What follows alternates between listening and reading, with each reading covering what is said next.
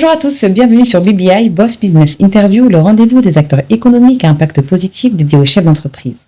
Aujourd'hui, j'ai le plaisir de recevoir Madame Kiné Mané, qui est la fondatrice de Smart Coaching, une spécialiste du développement personnel et du marketing et de la stratégie. Bonjour Madame Mané. Bonjour Emma. Un véritable plaisir de vous recevoir en vos locaux pour cette édition spéciale du BBI. Merci Emma, le plaisir est partagé. Avec grand C'est une joie de te retrouver. Avec grand plaisir. Donc aujourd'hui, vous accompagnez des organisations publiques et privées ainsi que des individus autour des dynamiques relationnelles, du leadership, de la cohésion d'équipe, de la communication, de l'impact et du bien-être, ce qui fait pas mal d'accompagnement. Dans un premier temps, est-ce qu'on peut revenir sur Smart Coaching, sa vocation, son histoire et surtout sa vision ? Alors, Smart Coaching, sa vocation, c'est de créer un cadre, un espace pour ses clients, un espace pour pouvoir prendre du recul par rapport à ses automatismes, par rapport à son quotidien, parce qu'on n'en a pas toujours l'opportunité. C'est également d'offrir des outils, de mettre à disposition des outils, une méthodologie pour cet accompagnement-là. Et la vision de Smart, elle s'articule autour de 2 points. Le premier, c'est de considérer que la performance et l'harmonie, le bien-être vont ensemble. On ne peut pas faire de performance durable sans harmonie. Le deuxième point, c'est de considérer que l'accompagnement doit être individualisé, c'est-à-dire qu'il est personnalisé, il est sur mesure. Parce que l'accompagnement que je vais offrir à l'entreprise X ne peut pas être le même que pour l'entreprise Y. Et quel a été justement ce déclic-là de pouvoir créer Smart Coaching ? Alors, le déclic, il est venu après, je peux dire, une carrière de plus de 23 ans comme juriste dans les télécoms. Je suis juriste depuis un peu plus de 30 ans. J'ai pris un départ en pré-retraite.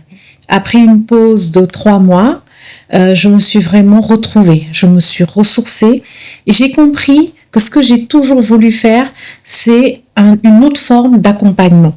Un accompagnement un peu plus humain, et c'était le développement personnel. C'est ce que j'ai toujours voulu faire, mais que peut-être je n'ai pas eu l'opportunité de faire plus jeune, parce qu'en réalité, le coaching n'existait pas à cette époque. Mais dans ma tête, voilà, dans la conception actuelle. Mais déjà, dans mon esprit, ce que je voulais, c'était cet accompagnement-là où on est présent, où on accorde un soutien, on aide la personne à mieux se connaître, on aide la personne à prendre du recul, à avancer, à s'améliorer et quelque part à atteindre des objectifs qu'elle se fixe elle-même. Une très belle histoire. Et en parlant d'accompagnement, aujourd'hui, quelles sont vos offres de services ? Alors, les offres, elles vont tourner autour de certaines problématiques qui sont liées principalement aux dynamiques relationnelles. Parce que les dynamiques relationnelles, ce sont les interactions entre les individus, en sachant que ces interactions-là ont un impact. Elles ont un impact sur pratiquement toutes les autres questions, que ce soit la performance, que ce soit le bien-être. Donc, toutes ces questions-là vont être sous-tendues par les interactions. Ce qui fait que nous pourrons intervenir dans des domaines aussi variés que le management, le leadership. En ce qui concerne les entreprises, ça va être le management, le leadership, la prise de parole, le développement des soft skills, donc les aptitudes personnelles qui ont un impact direct sur les performances collectives et individuelles. Alors, comme aptitude personnelle, il y a tout ce qui concerne la gestion des émotions, gestion des équipes, la communication. On peut parler, par exemple, de la gestion du temps. Donc, toutes les questions qui ont un impact sur les performances et sur le bien-être. C'est là aussi on voit que le relationnel ne dépend pas simplement des interactions qu'on peut avoir, mais il y a tout un environnement aujourd'hui qui impacte aussi ces relations, qu'il faut prendre en compte quand on parle de coaching, de développement. Tout à fait. Et c'est là que va intervenir la dimension marketing de mon accompagnement. Donc, l'accompagnement que j'offre, c'est pas un accompagnement coaching classique. Je vais allier le marketing et la stratégie. Il ne s'agit pas juste d'aider à s'exprimer, d'aider à faire le point, mais c'est après de se fixer un objectif, de dire aujourd'hui voilà où j'en suis, dans N temps, voilà où je veux arriver, comment je fais pour y arriver, qu'est-ce que j'ai pour y arriver, qu'est-ce qui me manque, comment je m'organise. Donc il y a une dimension stratégie et marketing. Alors, du point de vue des particuliers, l'accompagnement est un peu plus spécifique. En général, lorsque les particuliers viennent me voir, c'est parce que des fois, tout simplement, ils ont juste besoin de s'exprimer. D'une oreille qui va être attentive, qui va être bienveillante et sans jugement de valeur. Également, ils peuvent avoir besoin de clarté, prendre un recul, une hauteur par rapport à leurs automatismes, à leur quotidien, pour mieux apprécier. Parfois, il peut s'agir de prendre une décision. Par exemple, quelqu'un qui hésite, est-ce que je vais en pré-retraite? Non. Est-ce que je reste salarié? Est-ce que je vais en entrepreneuriat? On peut, dans une certaine démarche, mettre sur la table les éléments de décision et l'accompagner pour qu'il puisse avoir une décision avec clarté et avec alignement, une décision qui va lui correspondre, qui va correspondre à son potentiel, à ce qu'il veut dans la vie et à où il veut arriver. Et avec aussi cette objectivité-là, concrète, que vous lui apportez en tant qu'expert. Tout à fait. J'avais une question aussi par rapport aux similitudes. Est-ce qu'on peut en retrouver, que ce soit dans le milieu professionnel ou personnel, en termes d'accompagnement? Oui, c'est un peu les mêmes dynamiques, parce que quand on parle de dynamique relationnelle, on peut les retrouver aussi bien dans le cercle personnel, familial, amical, voire dans le cercle professionnel. Si je prends un exemple, la communication, le fait de savoir être à l'écoute, de savoir prêter attention à l'autre, d'avoir une concentration au niveau des échanges. Ça, on va le trouver typiquement dans toutes les interactions, qu'elles soient personnelles, qu'elles soient professionnelles. Et c'est d'ailleurs, j'aime bien taquiner mes étudiants, parce que les jeunes, en général, n'ont pas tendance à être concentrés dans les interactions. Et je leur dis, quand vous voulez, si vous voulez que quelqu'un puisse prêter attention à vous, qu'il s'intéresse à vous, que ce que vous dites ait un impact, il faudrait que vous-même, vous lui témoignez une attention. Donc ça, ce sont des questions qu'on va retrouver dans des domaines assez différents. Une sorte d'effet miroir, en fait. C'est-à-dire qu'aujourd'hui, ce qu'on va refléter, automatiquement, c'est ce que l'interlocuteur en face va nous renvoyer. Tout à fait. Une autre question, dans un contexte professionnel en pleine mutation, comment les dynamiques relationnelles et la posture managériale, surtout, influencent-elles durablement la performance collective au sein des organisations? À mon avis, elles sont fondamentales. Parce que quand on est dans un contexte de transformation, forcément les enjeux sont plus élevés. Et généralement, c'est accompagné d'une concurrence qui s'intensifie. Et le levier qu'on va avoir pour pouvoir arriver à une performance bien solide, c'est le levier humain. C'est de transformer le manager en leader. Que le manager ne se contente pas de cette posture où il organise, il planifie, il donne des instructions, mais il va plus loin. Il va inspirer, il va influencer, il va servir d'exemple, ce qui suppose qu'il faut que lui-même, il développe ses compétences, ce qui suppose également qu'il apporte une valeur ajoutée à son équipe. Et c'est comme ça qu'il pourra pousser l'équipe à sortir de ses retranchements et à sortir de sa zone de confort et justement à, entre guillemets, soulever les montagnes.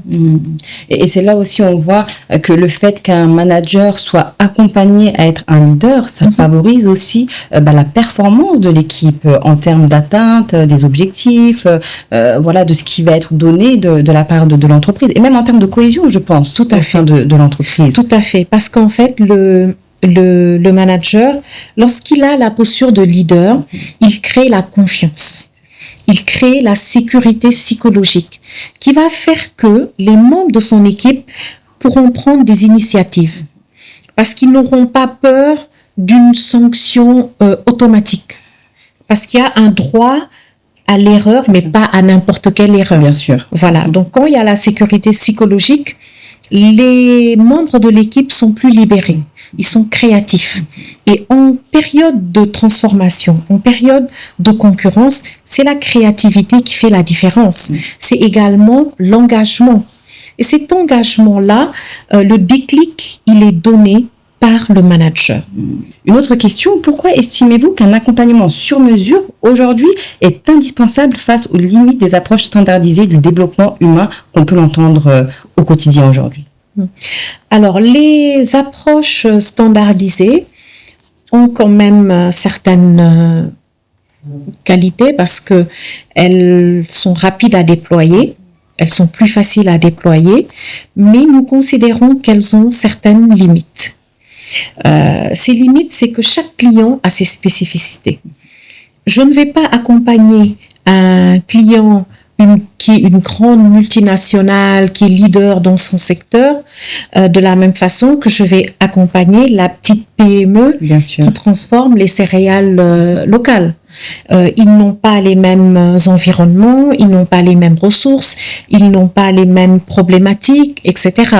Et il est important dans l'accompagnement, qu'il soit pour une organisation ou un accompagnement individuel, il est important de toujours commencer par une phase de qualification, si je peux dire, pour pouvoir qualifier le besoin du client.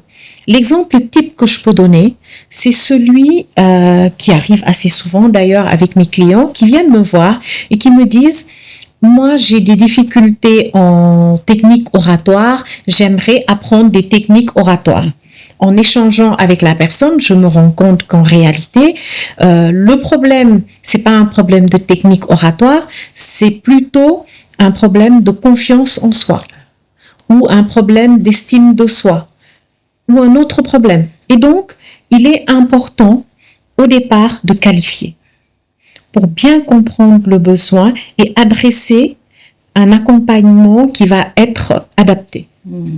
Et ça, c'est très important ce que vous venez de dire, parce que parfois on peut penser avoir des blocages liés juste à un environnement professionnel, liés à une compétence, alors que c'est bien plus profond que ça. Mais pour ça, il faut creuser sur cet aspect-là. Tout à fait, tout à fait. Et ce sont des choses qui arrivent assez souvent.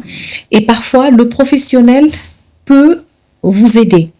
Pourquoi? Parce qu'il a des outils. Il a une méthodologie qui sont faits pour ça, pour vous aider. En fait, ce sont des choses qui sont enfouies quelque part ou qu'on ne voit pas parce qu'on est dans son quotidien.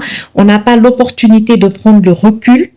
Et donc, le professionnel va vous aider à prendre ce recul, à voir des choses sur lesquelles vous ne vous arrêtez pas. Classiquement, je vais donner un exemple. J'ai quelqu'un que j'accompagne qui vit aux États-Unis, qui a plusieurs entreprises et qui travaillait du lundi au dimanche. Il travaille du lundi au dimanche. Et au cours d'une séance, je lui ai demandé, je lui ai dit, mais pourquoi vous travaillez du lundi au dimanche? Il me dit, c'est ce que j'ai toujours fait. Et donc, on s'est posé la question, mais si vous arrêtiez de travailler un jour par semaine, est-ce qu'il y aurait un impact sur la productivité de vos entreprises? Non. Est-ce qu'il y aurait un impact financier? Non.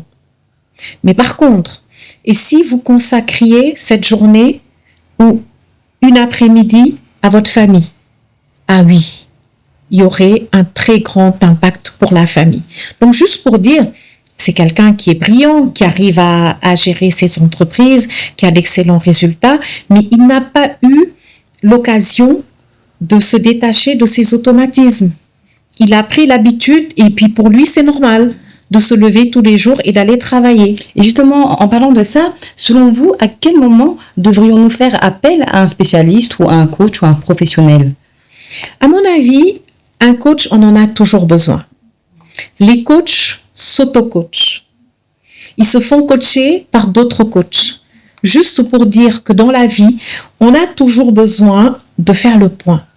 On a toujours besoin, de temps en temps, de prendre du recul, de se demander, dans ce que je fais, qu'est-ce qui marche bien, qu'est-ce qui marche un peu moins, qu'est-ce que je pourrais améliorer.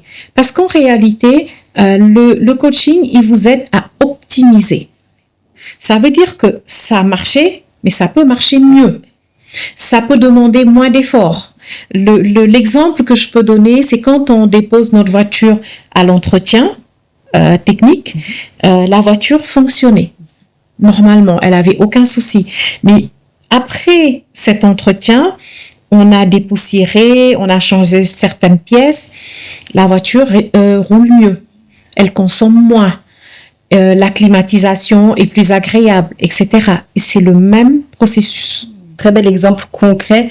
Justement, en parlant d'accompagnement, comment est-ce qu'on peut changer aujourd'hui les individus, la singularité des individus, tout en changeant aussi l'environnement? En réalité, quand on change dans le processus de transformation, quand on touche à l'individu, parce que la transformation, en réalité, ce sont les personnes qui la portent. Ce qui veut dire que il faut d'abord impliquer les personnes concernées, les membres de l'équipe. C'est parce que elles ont pris conscience, parce qu'elles ont accepté, elles ont intégré cette transformation-là, que justement, elles vont pouvoir la mettre en œuvre et de façon cohérente et collégiale. Donc, l'individu, il est très important.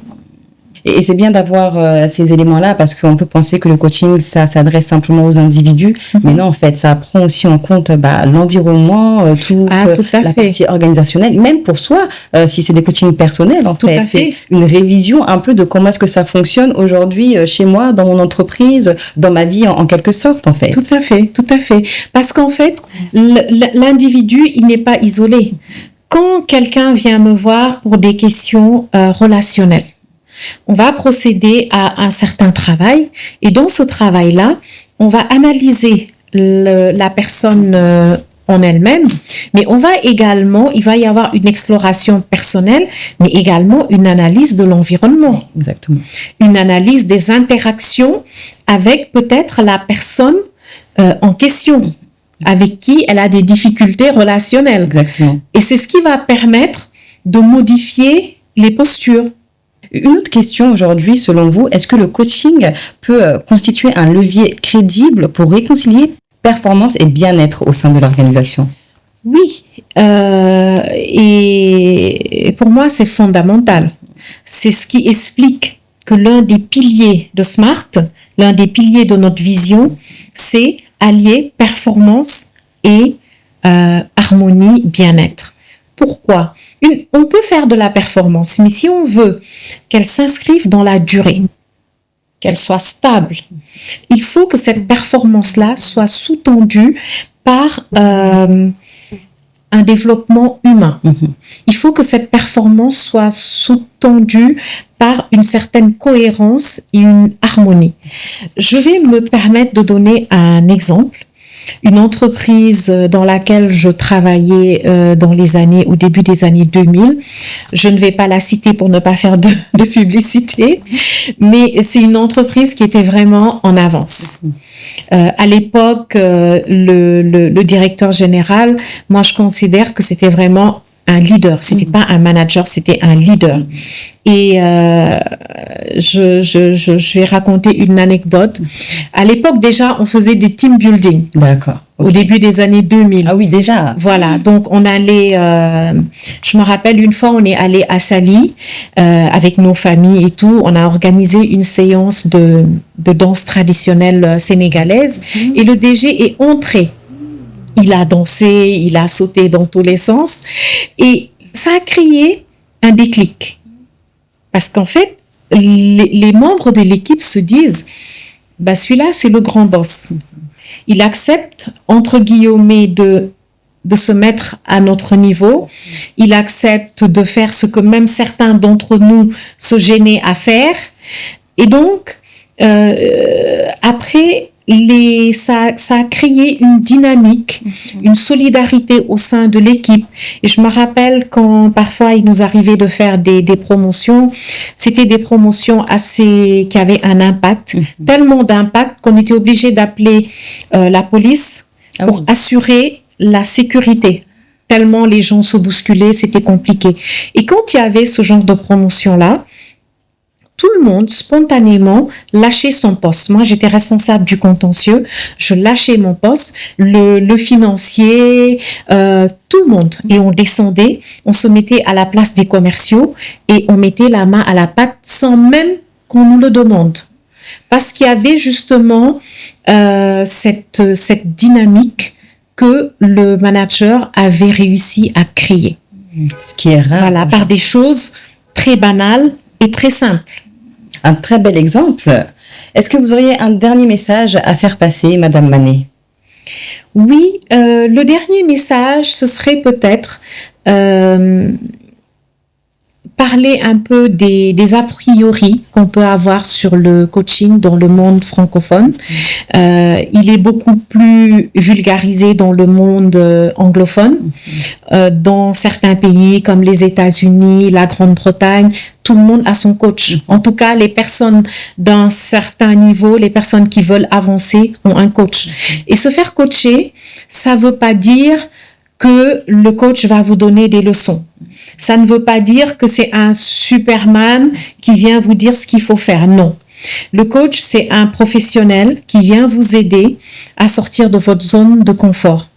C'est un professionnel qui vient vous aider à garder le cap, à rester pragmatique, même s'il vous offre une écoute bienveillante, même si il vous accueille avec humanisme et tout, mais il est là pour vous aider à garder le cap et à vous dire, voilà mon objectif. Comment je fais pour y arriver et ne pas trop s'écarter de la voie. Et donc, vraiment, j'invite tout le monde à y penser et à se rapprocher des coachs parce que ça peut changer une vie. J'aimerais peut-être juste partager un exemple qui m'a beaucoup marqué dans ma vie de professionnelle. C'est une dame que j'accompagnais d'abord et ensuite qui m'a confié sa fille.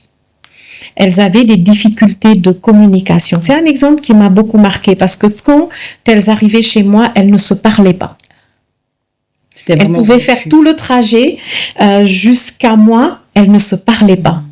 Donc, j'ai réussi à créer cette dynamique en poussant chacune à se remettre en question et à aller vers l'autre. Et à la fin, elles sont devenues de grandes amies. Et ça a été pour moi entre guillemets, une victoire, un plaisir, parce que je me dis, waouh, tu as réussi à réconcilier une maman et sa fille.